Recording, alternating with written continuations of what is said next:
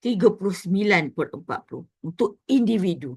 Kerana kita hari ini fokus pada individu. Okey, kita tengok.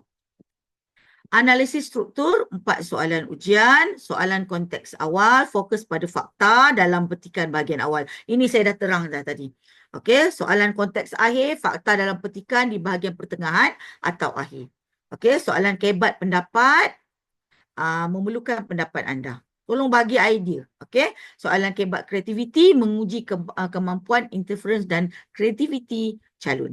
Berikan jawapan yang menunjukkan pemikiran kritis dan inovatif. Okey. Okey.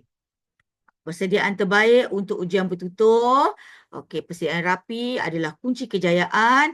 Jadi latih diri bercakap. Ini yang pertama sebelum saya tutup modul ataupun sesi pertama kita hari ini. Pastikan kamu semua latih diri bercakap, berlatih dengan guru, berlatih dengan rakan, dengan ahli keluarga. Cari tema-tema. Tadi saya dah bagikan, ada 17 tema. Jadi saya dah beri pada kamu 17 tema yang kamu perlu tahu. Jadi tak adalah kamu kata macam saya cuma ada tahu satu tema je. Tak mungkin. Sebab kita ada 17 tema. Okey, perkayakan bahasa, gunakan peribahasa, simpulan bahasa dan ungkapan yang menarik yang sesuai untuk menambah nilai. Yang ini selalunya kita guna di bahagian sesi berkumpulan.